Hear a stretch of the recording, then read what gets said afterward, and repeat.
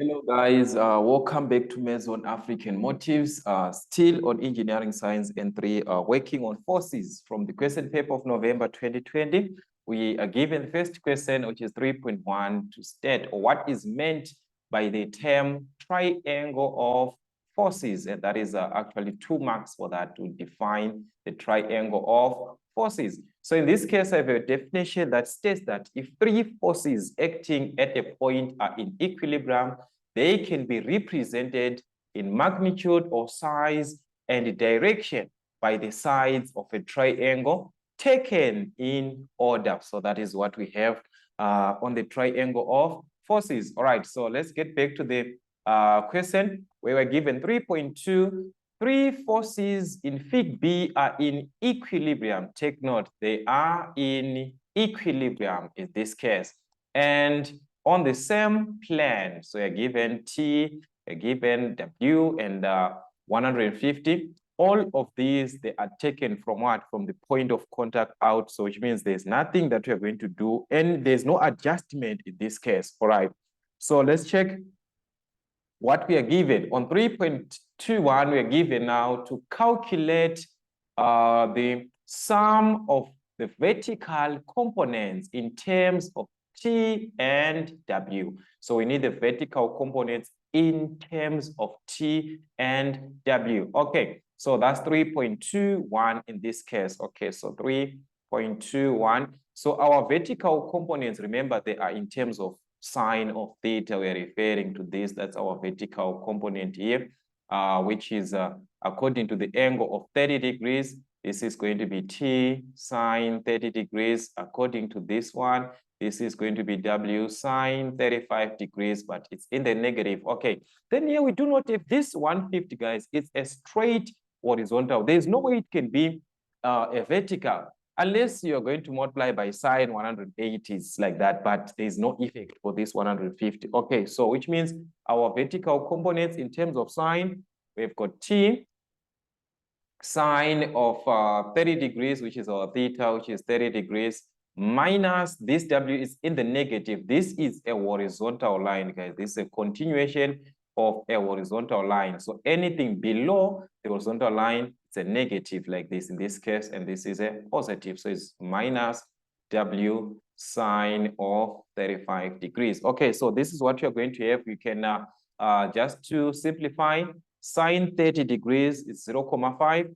So that's 0.5 T minus sine 35 degrees, which is 0.574 W. Okay, so these are the vertical components in this case. Okay, let's check the other part of the question, which is 3.22, the sum of the horizontal components this time, also in terms of T and W, but we are dealing with horizontal components, which are the ones in terms of cos of theta. All right, so if you have to check here from our diagram, the horizontal components, we are referring to this now, the horizontal line, so they are in terms of cos.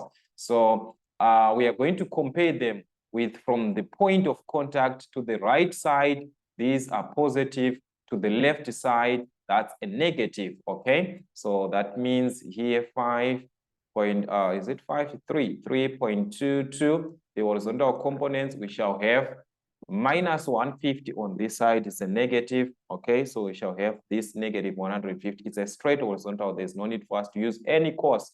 So that's minus 150. Then here we shall have our T, but this is T cos 30 degrees back to the horizontal. So it will be T cos 30 here. So that's T cos 30. It's on the positive side. So it's T cos of 30 degrees. W back to the horizontal. It's also on the positive side. So it's going to be W cos of 35 degrees, angle between the force to the horizontal, force to the horizontal. So that will be 35 degrees. Okay, so we can at least simplify these values. So the horizontal component is going to be negative 150 cos 30, which is going to be 0.866 like that T, and cos 35, which is going to be 0.819 W. Okay, so we can leave our answer like this, since we are just required to calculate the horizontal, and that's it. Okay, then from there 3.23 to calculate now the magnitude of T and W, that is the values of T and W, that is 4 marks. Okay, so if you are to check previously, we were being told here that these are actually in equilibrium. The forces that we are given, they are in equilibrium. So what does it mean? It means this horizontal, the vertical component is equal to 0. The horizontal component also is equal to 0. So using this concept, you can actually answer a lot of questions. Okay, so this was 3.23. So knowing that the vertical components will be equal to 0, the horizontal components will be equal to in equilibrium. We can formulate equations from this one for the vertical components, where we have got 0,5t minus this. So you're going to have 0,5t minus 0,574w equal to 0. So we have formulated an equation from this.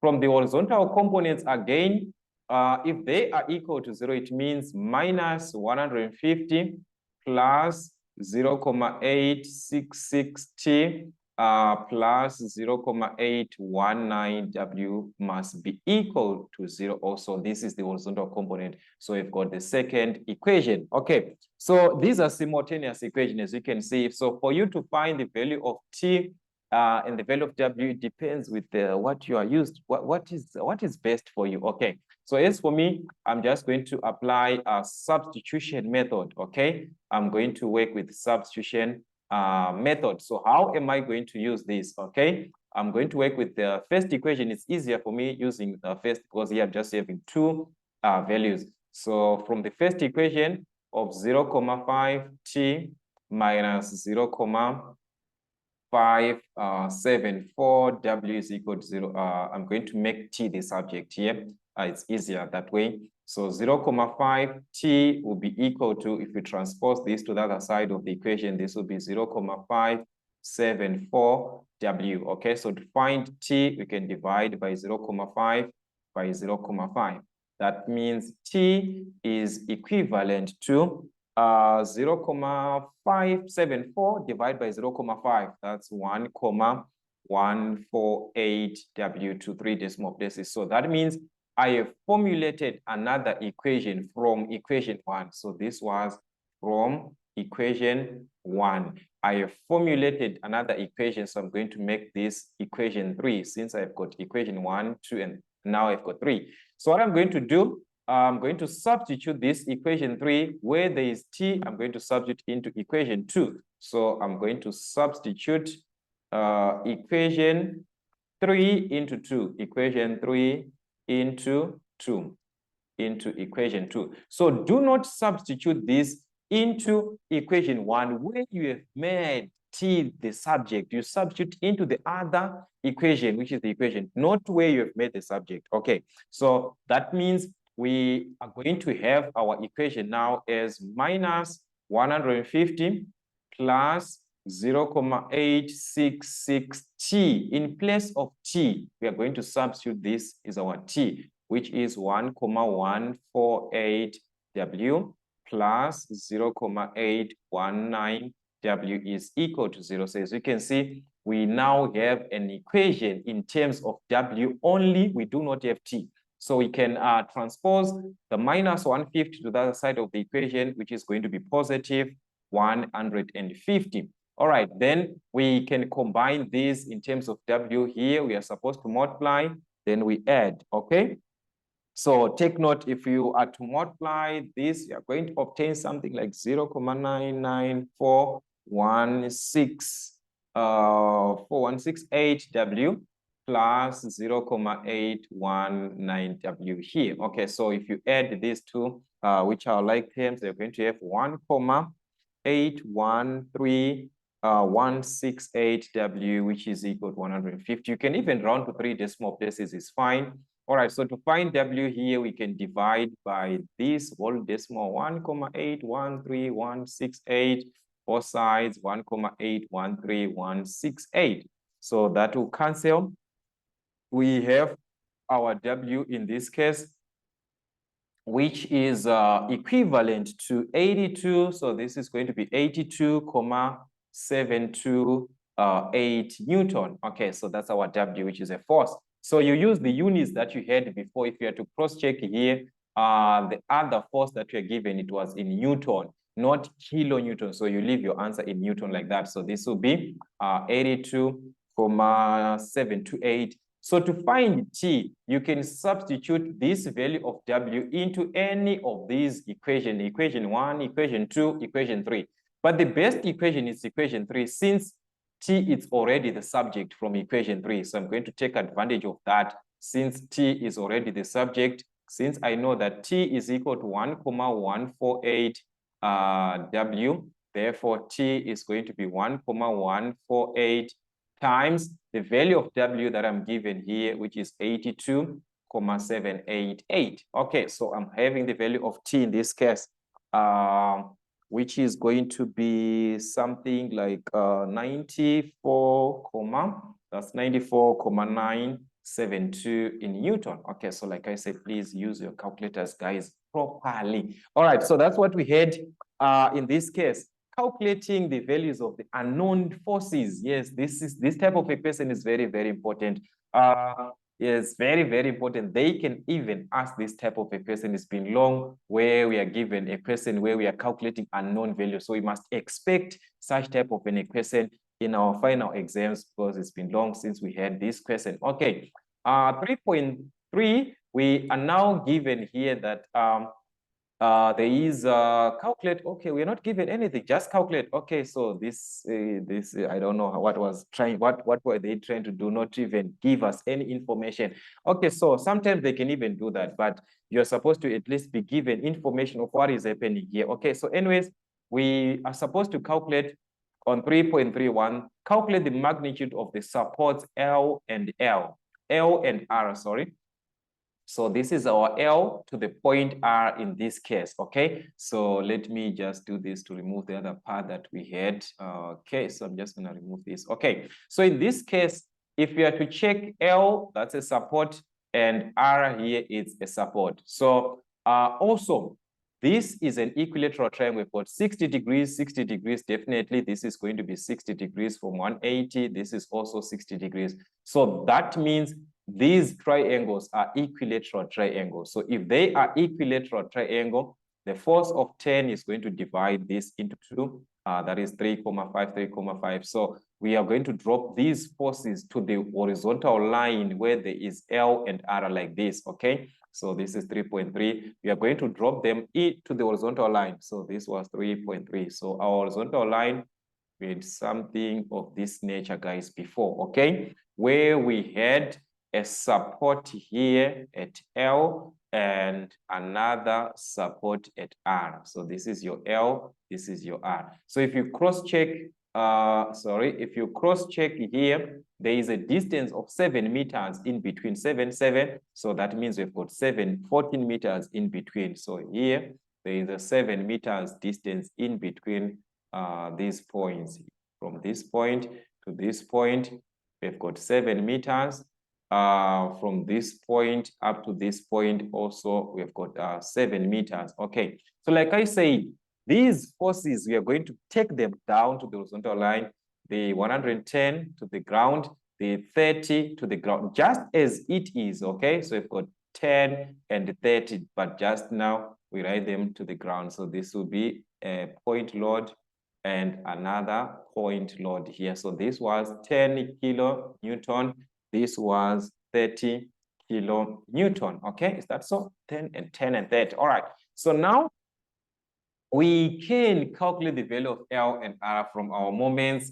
Since here we can determine the distance in between the points between the 10 and L. Remember, that was an equilateral triangle, so it's going to divide into 2 equal parts. So 7 divided by 2 is 3,5 meters, 3,5 meters. The same thing with the 30 kilonewton. This is going to be 3,5 meters from this point to this point, which is also 3,5 meters. So you must be very, very careful. Okay, so it's not like we are under moments, guys. So we're not going to apply everything about moments. We are just going to at least work one, then we use shortcuts to find the other one. But if it was under moments, then we can at least sacrifice everything that we know about moments. Okay, so here working with L, I'm going to take my moments about L. So taking moments about L. Okay, so about L, R here is moving back to L in this direction, which is the anti-clockwise, and the 10 kilonewton is clockwise, the 30 kilonewton is clockwise. So we shall refer to the sum of the anti-clockwise moments being equal to the sum of the clockwise moments. So that is anti-clockwise R back to L, that is R times the distance 7 plus 7, which is 14. So that's R times 14 is equal to the clockwise moments, which is in this case, we have got 10 back to L. So it's 10 back to L, which is 3,5. So it's 10 times 3,5 plus the 30 kilonewton back to L. So remember, this is 7. At this point, we've got 7. So we are going to add the 3,5. So it's 7 plus 3,5, which is 10,5. So that will be 30 times 10,5. All right, so R times 14, that's 14R, which is equal to, you combine everything on the right-hand side. This is going to give you 350. So if you divide by 14, that means our R is going to be something like 25. So R is going to be 25. Then you check the answers before we are given kilonewton. So which means your answer is going to be in kilonewton. So that is our R in kilonewton. So since we have this R as 25 kilonewton, like I said, I'm not going to apply moments of everything because this is question under forces, not moments. So I can work with sum of forces. Upward forces must be equal to downward forces so that I can calculate the unknown support, which is L, that is left now. So to calculate this, I can apply this concept of what? Forces. That is, the sum of the upward forces must be equal to the sum of the downward forces. So the upward forces, we are referring to L, that's L plus R in this case, which is 25, must be equal to the total of these two, which is 10 plus 30, which is a 40. 10 plus 30, that's a 40. So L is going to be, if you transpose, this will be 40 minus 25, since it is a positive.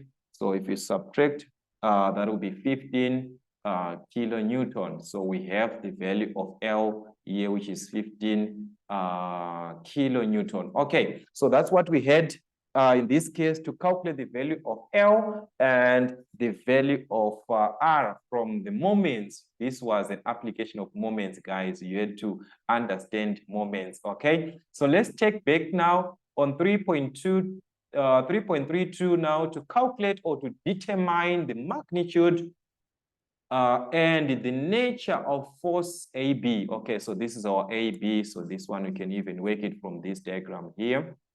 All right, so we want to calculate AB in this case. So from our AB, which is actually a strut, in this case, AB, we are referring to a strut. Okay, so this is going to be like this, guys. Remember, we've got our L, we calculated L, we got 15 kilonewtons. So I'm going to work from L. Guys, look where there's R, look where there's AB. So we are going to work with L. So L is representing the upward forces. So this is 3.32. So we are representing the upward forces. So if you are to check, AB is across this line like this, okay? So this is what we have. We have got our 60 degrees in between, okay? This is our A, this is our B. So using this upward force, which is the 15 kilonewton, remember we talked about this to say the sum of the upward forces must be equal to the sum of the downward forces. So in this case, the upward force is the 15 kilonewton, which is the L. So 15 kilonewton must be equal to the downward force from AB going down. This will be AB sine 60 degrees. Okay, so this is going to be AB. All right, so let me do this way. So this will be AB sine 60 degrees. Remember, guys, downward forces, a vertical component carries what? Sine of theta. So to find AB, we can divide by the sine of 60 degrees. Both sides, we can divide by the sine of 60 degrees. So this can cancel. AB is equal to 15 divided by sine 60, which is 17,321 kilonewton, just like the other forces, they are in kilonewton. So this will be also in kilonewton. And like I said, AB, guys, this is a strat. Okay, so the nature of the force now, that is what they're asking. So is it a strat or is it high? So this is a strat. So that was the question, guys, on forces from this question paper of November 2020, having a total of 16 marks. So these are the typical questions, guys, on how they can ask questions on forces. So you need to revise more questions of this nature, more questions from your past exam papers that can actually help you to attempt or to answer any typical question that you are given on forces. Okay, so that's what you had, guys, for Meson African Motives. Till we meet again.